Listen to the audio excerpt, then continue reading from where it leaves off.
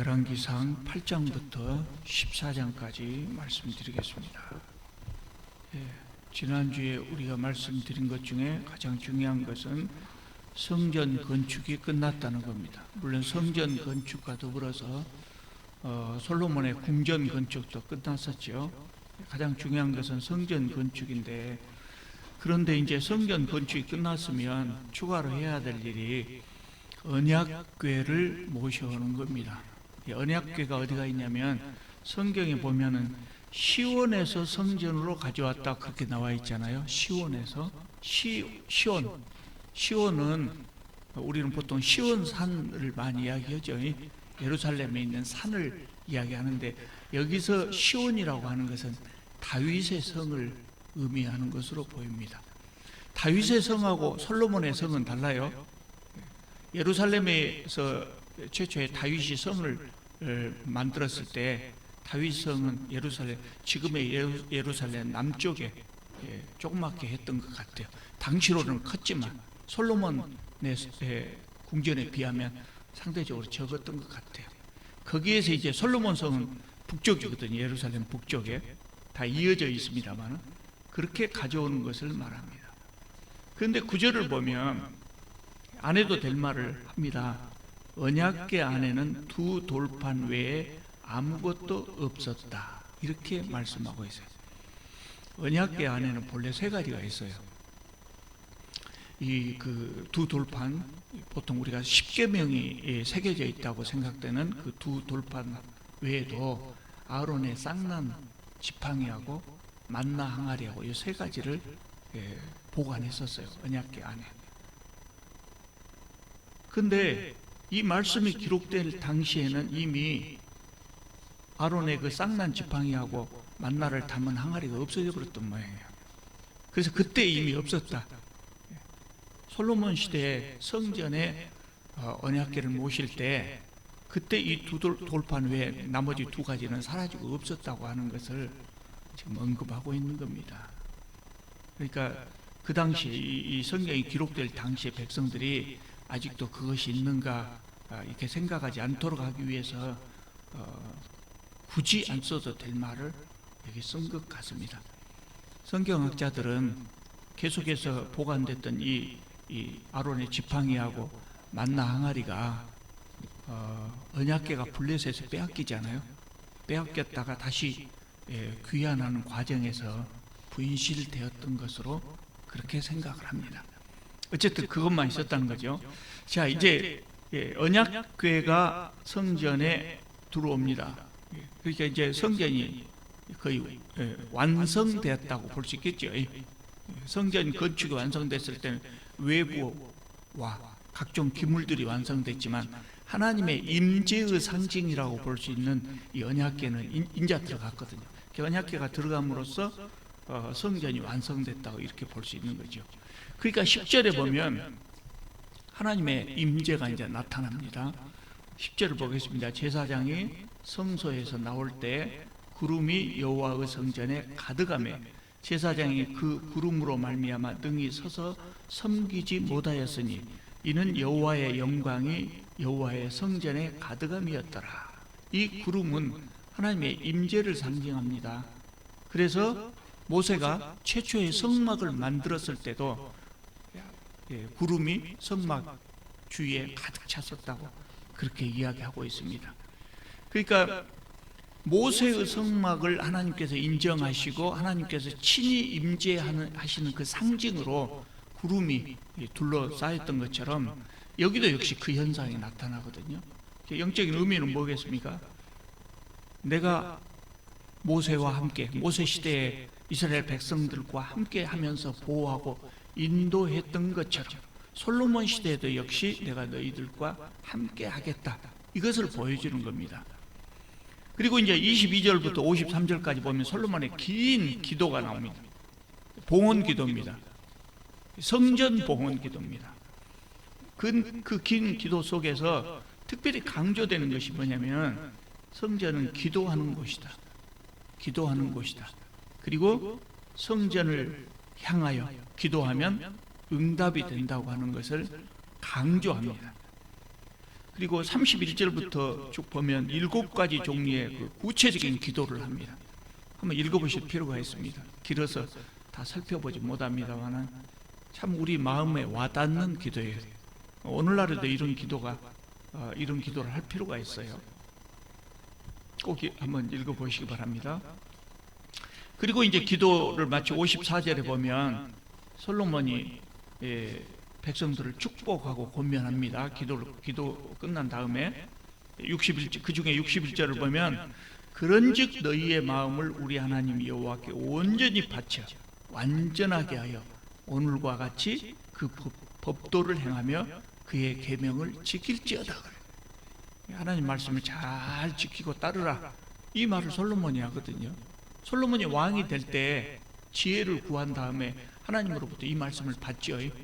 그 다음에 이제 솔로몬도 백성들을 향해서 이거를 권면해요. 자, 그리고 이제 9장으로 넘어가면 1절을 보면 하나님께서 솔로몬에게 다시 나타나셨다 그랬어요. 왜 다시라고 하는 표현을 했냐면 전에 왕이 된 직후에 기브온에서 지혜를 구했을 때 하나님께서 나타나셨지요. 거기 이어서 두 번째 나타났다는 겁니다. 이거는 방금 우리가 8장에서 본 것처럼 솔로몬이 기도를 했거든요. 간절한 기도를 했는데 그 기도에 대한 응답으로 이제 하나님이 말씀하시는 거예요. 다시 솔로몬에게 나타나서 말씀을 하시는데 기브온에서 이전에 하나님께서 말씀하셨던 중요한 내용이 뭐냐면 내가 너와 함께하고 다윗에게 약속했던 것, 다윗 후손들이 대대로 이어서 이스라엘의 왕이 될 것이라고 하는 그 축복의 말씀을 하시지만 그거 못지않게 중요한 것이 뭐냐면 그것을 위해서 뭘 해야 되냐면 내 법도와 명령을 지켜라. 그 이야기를 하거든요. 그런데 여기서도 똑같은 말씀을 하셔요. 여기서도 똑같은 말씀. 가장 중요한 것을 이 내용입니다. 길게 말씀하시는데 그 중에 가장 중요한 것이 내 법도와 명령을 지키면 성전만 건축하면 끝난 것이 아니다. 이것을 말씀하셔요. 왜 이것을 하나님께서 솔로몬에게 두 번 나타나셨을 때 두 번 다 이 말씀을 하시냐면 하나님을 믿을 때 가장 중요한 것이 이거라는 거예요. 가장 중요한 것이 이거라는 거예요.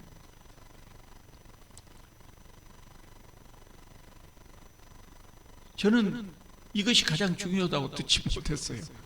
제가 배울 때 물론 저를 가르쳤던 목사님이 이런 말씀도 하셨겠죠. 근데 교인의 3대 의무, 주일 성수, 11조, 전도 이런다고요. 그게 다인 알았지. 그런데 교인의 3대 의무가 아니라 교인의 한 가지 반드시 지켜야 할 의무, 이것이 바로 뭐냐면 하나님 말씀대로 사는 거예요. 하나님 말씀대로 사는 거예요. 사실은 안 좋은 교회일수록 이 말씀을 잘 안 해요. 도덕적인 설교라고 그래버리거든요. 목사가 이런 말을 자주 하면 도덕적인 설교는 하고 있다고 그러는데 저는 그렇게 생각해요. 성경을 읽고 또 읽으면 하나님 말씀에 순종해서 살아라. 가장 중요한 말씀이에요. 하나님 말씀대로 살지 않는 사람이 기독교인이라고 말하기 어렵거든요.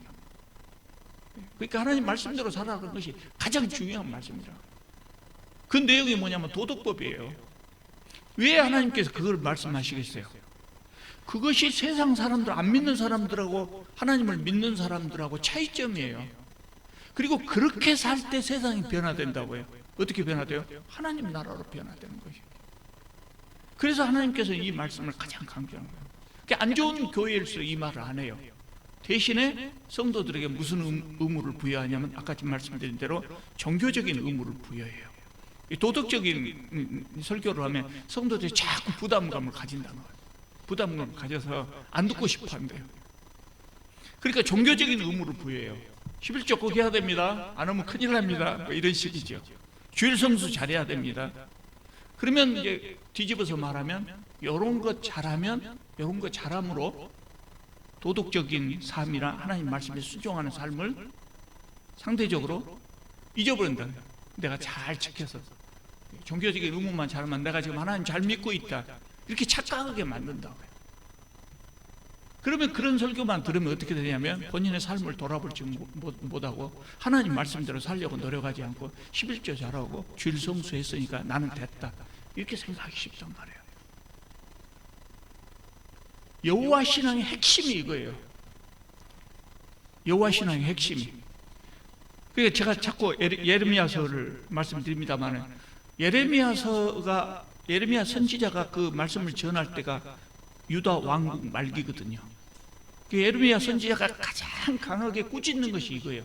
우리 망한다, 우리 나라는 망한다. 왜냐? 이거 안 했기 때문에, 하나님 말씀대로 안 살았기 때문에 망한다. 하나님께서 언제 너희들한테 헌금 많이 하라거든요. 내 말에 순종하라고 했지 않느냐. 근데 우리는 그거 지키지 않았대. 이스라엘 말기에 가면 꼭 그 못된 교회하고 비슷하게 현상이 나와요. 그래서 삶은 제쳐놓고 재물만 열심히 드려요. 절기도 잘 지켜요. 그러니까 겉으로 보면 굉장히 훌륭한 기독교인인 것처럼, 신앙인인 것처럼 보이죠. 그런데 세상에 나가면 여전히 다른 사람 억압하고 착취하고 그렇게 살았더라는 거예요. 이스라엘 말기, 유대 왕국 말기. 그래서 이미 하나님은 성전에서 떠나버리죠. 너희들은 내 백성이 아니다. 그러고 가장 중요한 것이 이 핵심이에요. 그래서 솔로몬에도 이것을 강조를 한 겁니다. 2번 나타나셔서 다 이 말씀합니다. 이스라엘 사람들이 이걸 지키지 않거든요.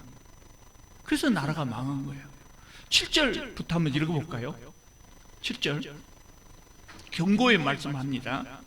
이 성전이 높을지라도 지나가는 자마다 놀라며 비웃어 이르되, 여호와께서 무슨 까닭으로 이 땅과 이 성전에 이같이 행하셨는고 하면 대답하기를, 그들이, 조금 띄어서요, 그들의 하나님 여호와를 버리고 다른 신을 따라가서 그를 경배하여 섬김으로 여호와께서 이 모든 재앙을 그들에게 내리심이라 하리라. 이게 뭐냐면 무슨 말씀이냐면, 자, 여기 성전을 엄청나게 멋지게 지어놨다. 그러니 우리는 안전할 것이다. 하나님께서 우리하고 함께 계시고 우리는 안전할 것이다. 질병이 없고 외적의 침입이 없고 기근이 없고 안전할 것이다. 착각하지 말라. 착각하지 말라. 성전이 여가 있어도 우리가 하나님의 법도를 지키지 않으면 우리는 망할 수 있다. 그렇게 망한 다음에 세상 사람들이 우리가 이렇게 아름답게 지어놓은 성전 앞을 지나가면서 이거 성전이 여기 있는데 어째서 이 나라가 이렇게 되어버렸는가?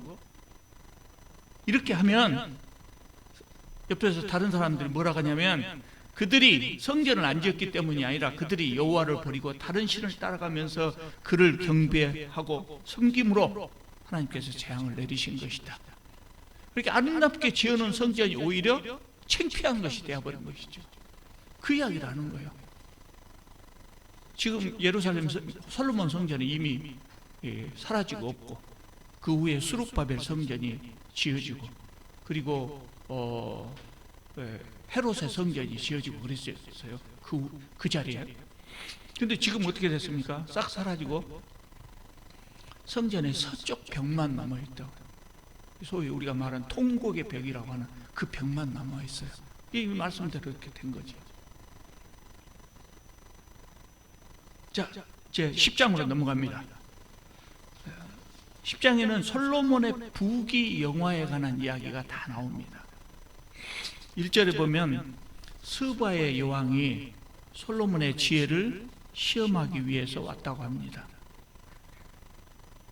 솔로몬의 지혜를 시험하기 위해서 왔다 그랬지만 솔로몬의 지혜만 시험하기 위해서 온 것이 아니고, 당시에 이스라엘 나라가 팔레스타인 지역 또 메소포타미아하고 이집트를 총괄하더라도 이 전체 지역에서 막강한 나라였거든요.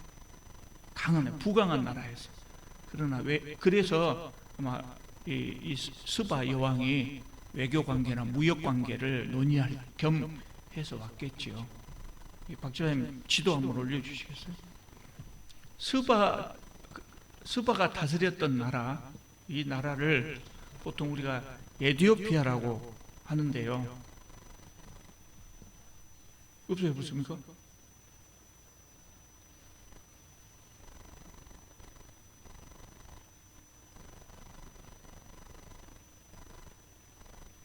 창 닫아버렸습니까? 내가 밑에다 넣어놨는데.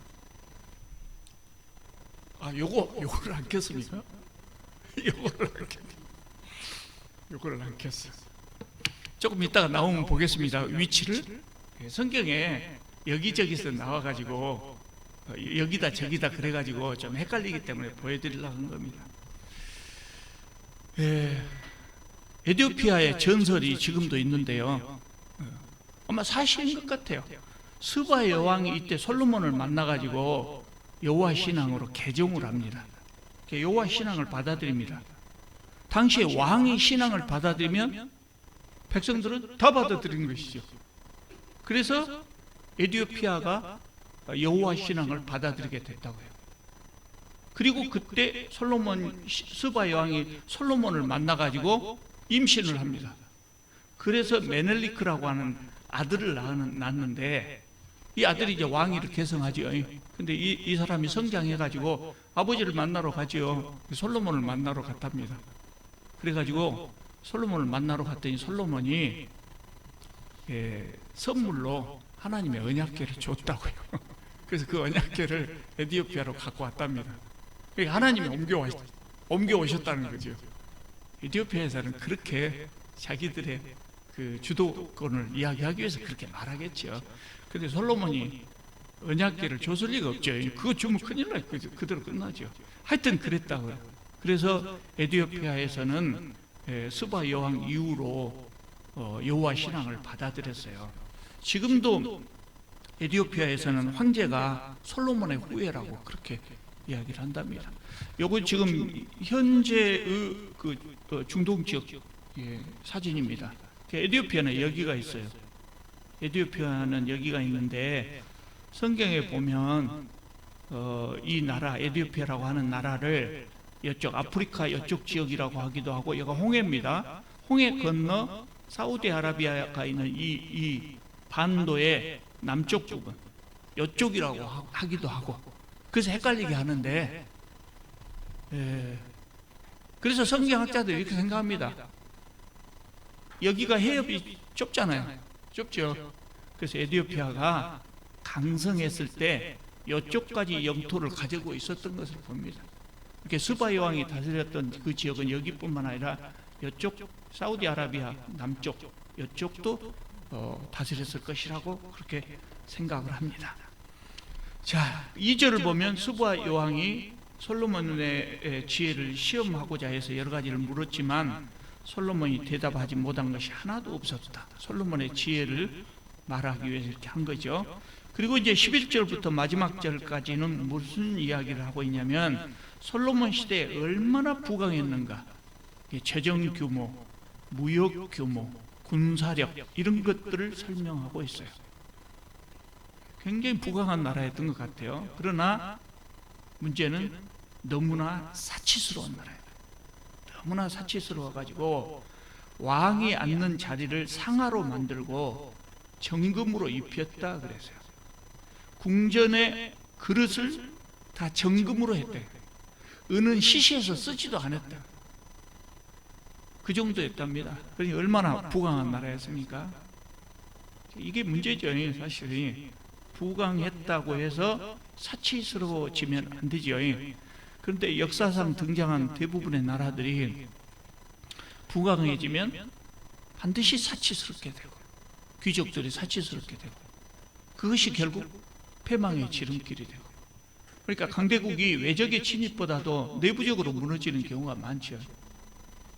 로마가 망하기 전에 로마 말기에 귀족들이 엄청나게 부패했다고. 그것이 이제 그 솔로몬 왕국이 망하게 된 원인 중에 하나가 된 거죠. 신앙 외적인 이야기입니다만은. 자, 11장으로 넘어가면 이제 솔로몬에 대한 마지막 기사가 11장에 나오는데요.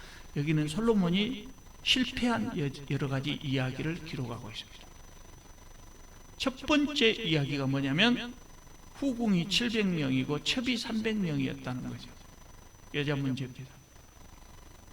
모세의 율법은 이방인과 통혼하지 말라 그랬어요. 이방인과 통혼하지 말라. 왜 그럴까요? 이건 인종차별, 종교차별 그것이 아니죠. 이스라엘 사람들은 하나님 나라를 이어가야 되거든요.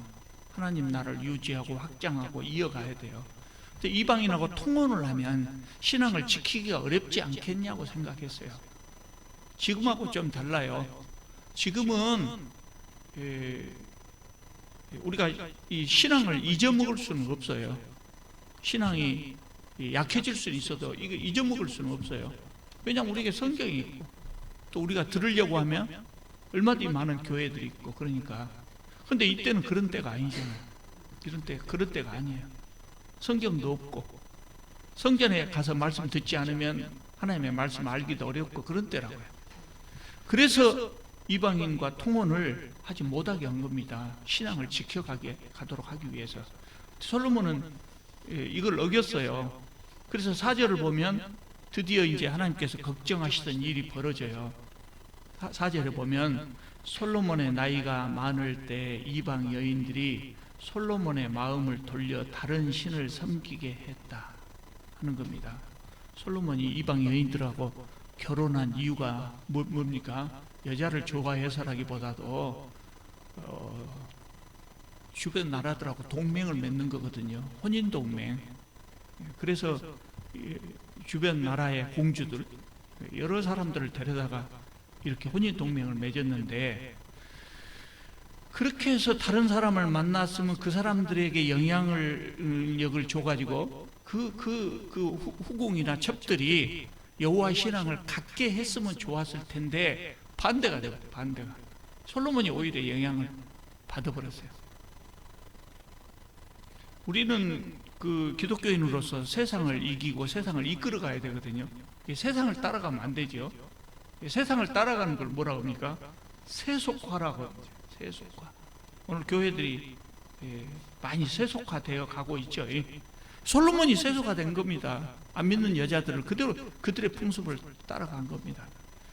그래서 그 이방 여인들, 후궁들, 첩들이 원하는 대로 예루살렘에 산당을 지어주고 또 그 여인들로 하여금 산당에서 분향하는 것을 허락해주고 제사 지내는 걸 허락하고 이렇게 됐다고요. 각국에서 온 사람들이 다 그랬으니 예루살렘이 어떻게 됐겠어요? 종교 백화점이 되어버린 겁니다. 종교 백화점. 그래서 하나님께서 진노하셨어요. 11절에 보면 내가 반드시 이 나라를 내게서 빼앗아 네 신하에게 주리라. 그러나 다윗에게 약속했기 때문에 한 지파는 남겨둔다. 한 지파. 그 유다 지파만 남은 겁니다. 유다 지파만. 자, 14절을 보면요. 솔로몬의 대적들이 나옵니다. 하나님께서 솔로몬을 징계하시기 위해서 세우신 대적들인데, 외적으로서는 에돔 사람, 이스라엘의 남동쪽에 있는 에돔 사람 하닷, 그리고 소바의 느손. 소바는 그 동북쪽입니다. 다메섹 북쪽. 느손이라는 사람을 일으켜서 괴롭게 했고요. 또 26절에 보면 신하 중에 여로보암이라고 하는 사람이 있는데 그 사람으로 하여금 솔로몬 왕국을 뺏어가게 했어요. 여로보암은 솔로몬의 신하 중에 한 사람이었는데 그 사람이 솔로몬을 반역했던 특별한 이유는 나오지 않습니다. 근데 29절에 보면 선지자 아이야라고 하는 선지자가 어느 날 여로보암에게 와가지고 자기 옷을 상징적으로 자기 새 옷을 찢어서 12조각을 내가지고 그 중에 10조각을 주면서 하나님께서 이스라엘 지파 중에 10지파를 내게 주신다고 했다. 그렇게 이야기를 합니다. 10지파입니다. 12지파 중에 10지파가 간 겁니다. 그러면 나머지 2지파가 있죠. 나머지 2지파가 있는데 그럼에도 불구하고 남쪽을 유다지파 한 지파만 이야기해서 유다라고 이야기합니다. 유다하고 베냐민이 있었는데 우리가 사사기 마지막에 보면 베냐민 지파가 거의 없어져 버리잖아요. 그러니까 이때쯤 되면 베냐민 지파나 시므온 지파가 유다 지파라고 흡수되어 버린다. 그리고 33절을 보면 하나님께서 여로보암에게도 약속을 하십니다. 다윗에게 했던 약속, 솔로몬에게 했던 약속 여기도 합니다. 하나님의 율례와 명령을 지키면 하나님께서 견고한 집을 세우고 이스라엘을 내게 주겠다. 줄 것이다. 이렇게 이야기를 합니다. 그러니까 이제 솔로몬이 이것을 알고 여로보암을 죽이려고 하니까 솔로몬이 애굽으로 망명을 갔다가 솔로몬이 죽은 후에서 이제 돌아옵니다. 자, 41절을 보면 그렇게 해서 솔로몬이 이제 갔습니다. 40년 동안 이스라엘을 다스린 후에 갔습니다.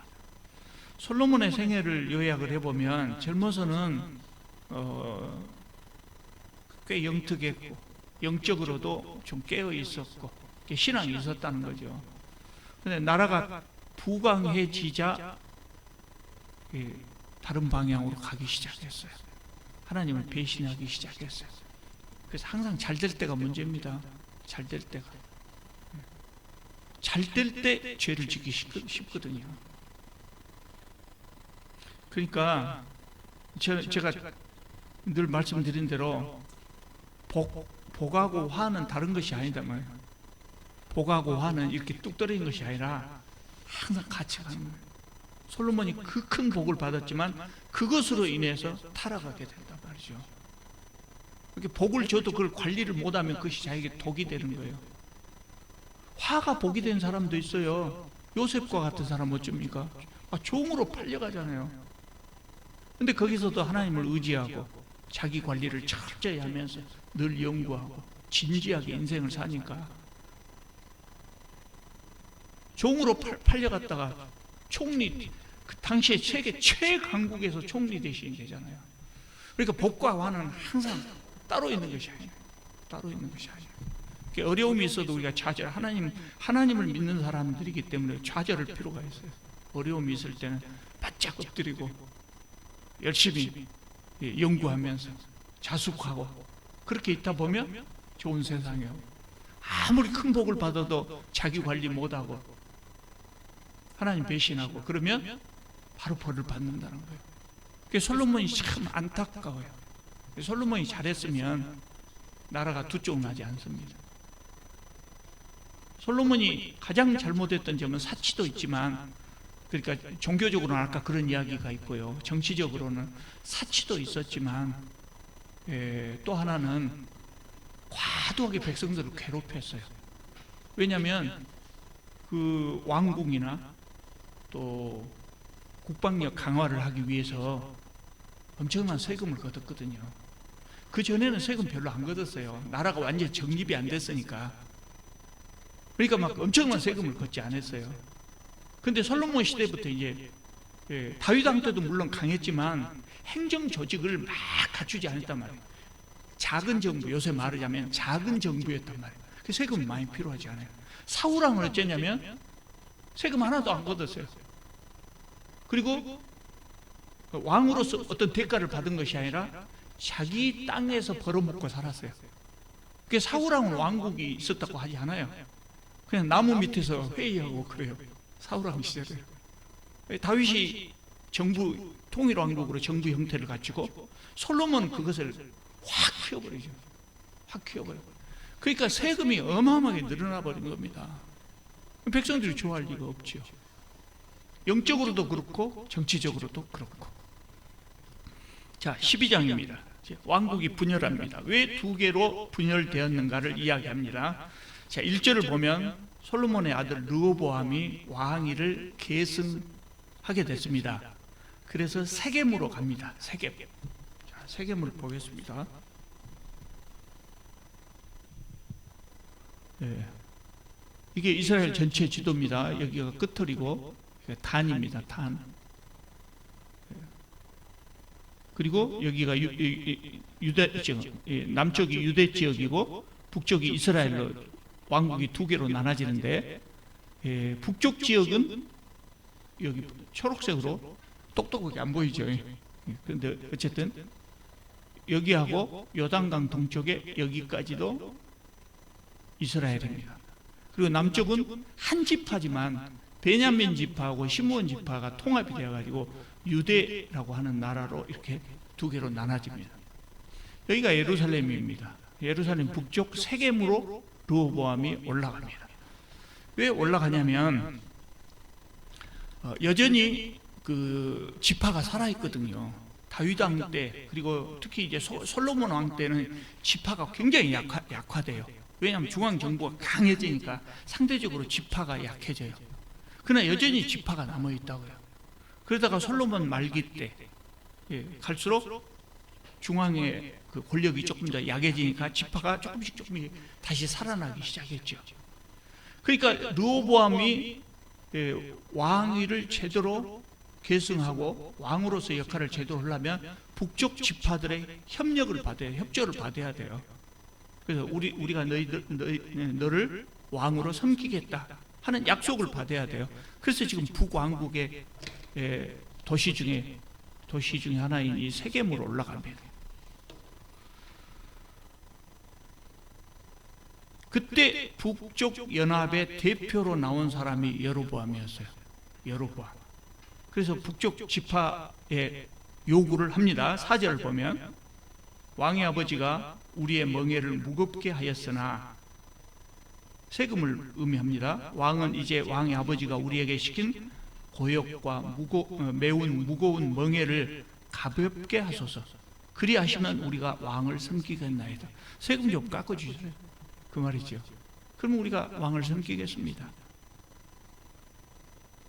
그런데 르호보암이 나이 많은 신하들과 젊은 신하들 의견을 각각 들은 다음에 젊은 신하들 의견을 따라서 14절을 보면 내 아버지는 너희의 멍에를 무겁게 하였으나 나는 너희의 멍에를 더욱 무겁게 하겠다. 내 아버지는 채찍으로 너희를 징계하였으나 나는 전갈 채찍으로 너희를 징치하리라. 이렇게 이야기를 해버립니다. 누가 좋아하겠습니까? 그래서 북쪽 지파들이 떠나버립니다. 협력을 안 하기로 해봅니다. 16절에 보면 나왔죠. 온 이스라엘이 자기들의 말을 왕이 듣지 아니함을 보고 왕에게 대답하여 이르되 우리가 다윗과 무슨 관계가 있느냐?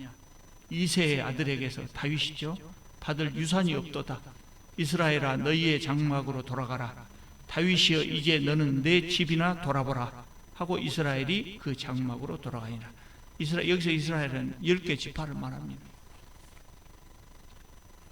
그렇게 해서 이스라엘이 남북으로 분열되고 남쪽 지파들만, 남쪽 지파라 해봐도 유다밖에 없죠. 유다 사람들만 르호보암을 왕으로 따릅니다. 지금 이스라엘 사람들을 향해서 유대인이라고 하는 이유가 이제 이것입니다. 북쪽에 있는 10개 지파는 사마리아라고 그러죠. 예수님 시대 이 지역을 사마리아라고 하죠. 거기는 거의 신앙이 다른 신앙으로 바꿔지고 만다고요. 그리고 남쪽 지파만 순수한 신앙이 남게 돼요. 그러니까 이스라엘이라고 하는 나라는 점점 쪼그라든 겁니다.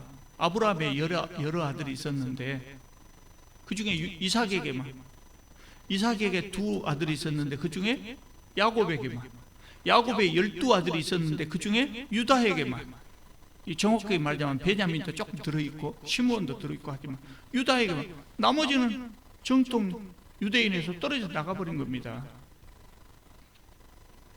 지금도 이스라엘 사람들은 12지파라고 하는 이야기를 지금도 강조하고 있지만 사실은 다 떨어져 나가버린 겁니다. 나라가 망조가 돼요. 하나님 나라를 점점 확장해야 되는데 점점 쪼그라드는 겁니다. 자, 20절입니다. 그래서 북쪽에서는 여로보암을 왕으로 추대했습니다.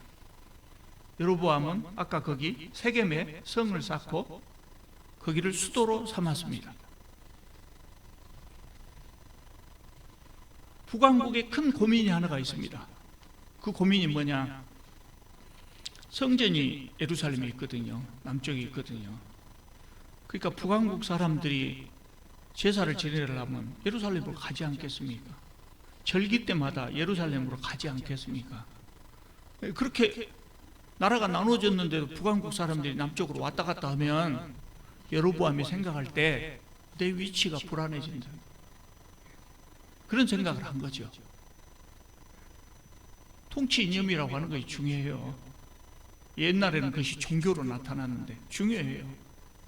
그렇게 백성들을 뺏길 것 같은 생각이 들어요. 그렇게 여로보암이 새로운 종교를 만듭니다.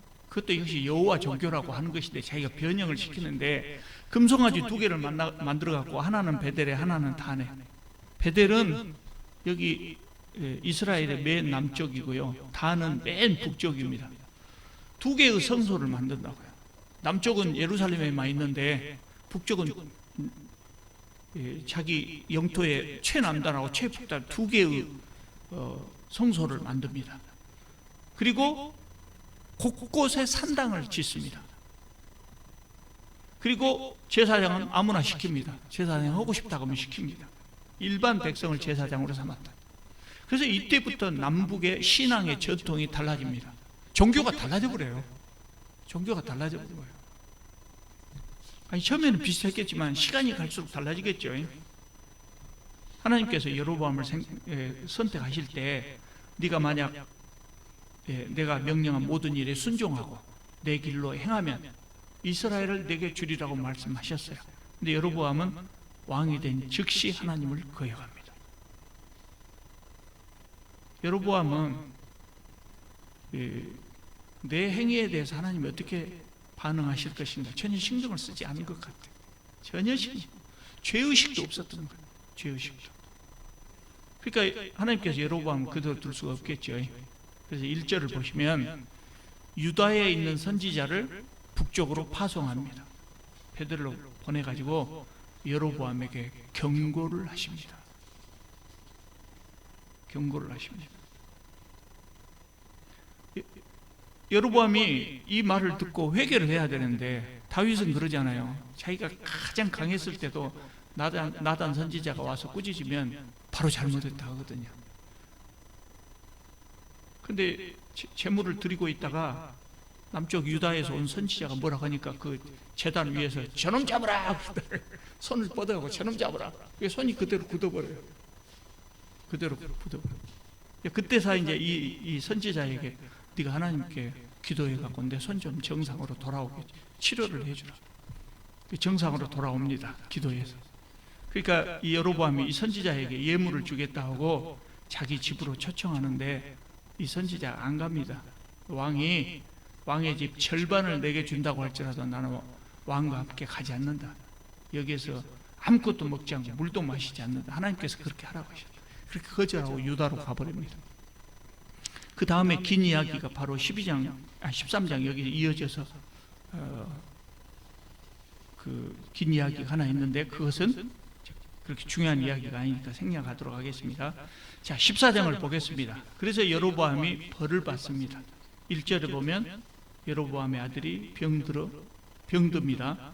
그러니까 여로보암이 자기 왕비를 변장시켜 갖고 아히야 선지자에게 보냅니다. 아히야 선지자는 네가 왕이 될 것이다 라고 예언했던 그 선지자입니다. 그래서 우리 아들이 어떻게 되겠는가 하나님 뜻을 한번 물어보라. 그러니까 아히야가 왕비가 온 것을 보고 변장했어도 금방 알죠. 하나님의 말씀을 받았기 때문에. 그래서 벌을 선포합니다. 하나님의 벌을 선포합니다. 여로보암에 속한 사내는 다 끊어질 것이다. 이 아들뿐만 아니라 다 죽는다. 여로보암은 죄로 인해서 가문이 망하고 또 북쪽 왕국은 그 후로 단일 왕조가 여로보암의 후손으로 이렇게 왕조가 이어지지 못하고 왕조가 여러 번 바뀝니다. 네, 제가 정확하게 기억이 안 납니다. 9번인가 바뀝니다. 쿠데타가 계속 일어난다. 불행한 일이 계속됩니다. 그러니까 여로보암의 죄로 인해서 그 자신의 가문도 망하지만 자기가 다스리는 나라 이스라엘도 굉장히 큰 타격을 입습니다. 그러니까 우리가 생각해야 될 것은 한 사람의 죄는 한 사람에게만 영향을 미치는 것이 아니단 말이에요. 그가 속한 공동체 전체에도 영향을 미칠 수가 있어요. 지위가 높은 사람일수록, 영향력이 큰 사람일수록 그 사람이 잘못하면 결과가 훨씬 나쁘게 되는 거죠. 그러니까 제가 말씀드린 대로 우리는 세상에서 왕의 사명을 갖고 있어요. 예수님의 3가지 직분 말씀드렸죠. 우리도 똑같이 왕의 직분, 선지자의 직분, 제사장의 직분 우리 다 가지고 있어요. 내가 한국을, 대한민국을 다스리지는 못하지만 하나님께서 나에게 맡겨준 영역에서는 내가 왕이란 말이에요. 근데 그걸 다스릴 때 내 마음대로 하면 안 된다는 거예요. 여로보암이나 솔로몬처럼 항상 하나님 말씀대로. 왜냐하면 우리는 하나님의 종이기 때문에, 하나님께서 나를 세우셨기 때문에. 그렇게 할 때 나만 좋은 것이 아니라 내가 영향력을 미치는 이 범위 내에서 이것이 좋아진다는 거죠. 그래서 우리는 정말 일을 할 때 이걸 잘 생각해요. 내가 일터에서 일을 할 때 내가 행한 행동의 결과, 내가 결제한 이 결과가 먼 미래에도 영향을 미칠 수 있다. 먼 미래에는 어떤 영향을 미치고 우리 이웃에게는 어떤 영향을 미칠 것인가를 생각하면서 일을 해야 된다. 이걸 역사의식이라고 해요. 기독교인에게 역사의식 굉장히 중요합니다. 사회적인 통찰력이나 역사의식이 굉장히 중요해요. 정광훈이가 왜 저렇게 떠든지 압니까? 정광훈이 상당히 영리한 사람입니다. 왜 저렇게 떠든지 아십니까? 역사의식이 없어서 그래요. 역사의식이 제대로 베끼지 않아서. 그 불행한 것이죠. 자, 그 다음에 이제 마지막으로 르호보암 이야기입니다. 르호보암은 어떻게 됐냐? 21절을 보면 열왕기서 기자가 르호보암 이야기를 하면서 르호보암 어머니 이야기를 해요. 르호보암의 어머니가 암몬 사람이다. 이방인 암몬 사람이라고 하는 것을 강조하고 있어요. 이렇게 이것을 드러냄으로써 르호보암의 잘못된 중요한 원인 중에 하나가 솔로몬이 이방 여인과 결혼했기 때문이라 하고 은연중에 지금 이야기하고 강조하고 있는 것이죠.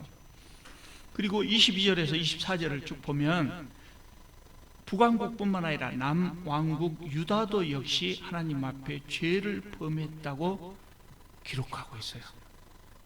그래서 25절을 보시면 애굽의 침략을 당해가지고 솔로몬 왕 시절 부의 상징이고 또 자존심의 상징이었던 금방패, 요 이야기는 제가 자세하게 안 했습니다만 솔로몬이 금방패를 만들었어요.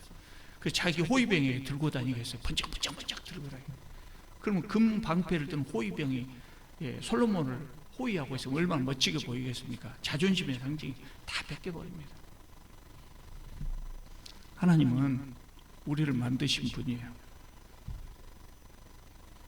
또 나라도 하나님이 만드셔요.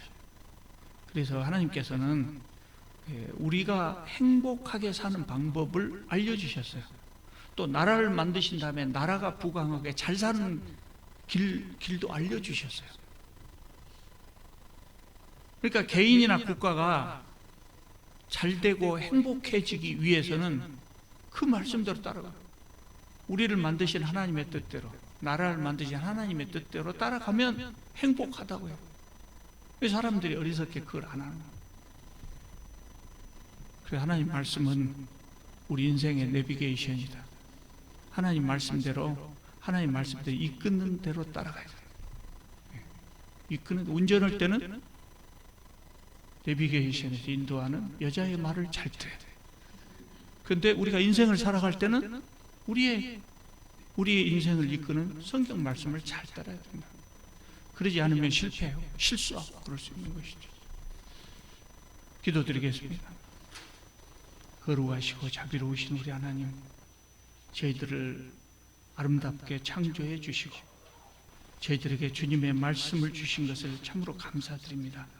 부족한 저희들이지만 주님 말씀에 순종하는 믿음을 허락하여 주셔서 말씀대로 순종하는 삶을 살아가게 하여 주옵소서. 만복을 누리며 살아갈 수 있게 하여 주옵소서. 우리 주님 예수 그리스도의 은혜와 우리 하나님의 크신 사랑과 성령님의 함께하심, 하나님의 말씀대로 순종하며 살기 원하는 주님의 귀한 백성들 머리 위에 또 그 가정과 일터와 삶 속에 이제로부터 영원토록 함께 계시기를 간절히 축원하옵나이다. 아멘.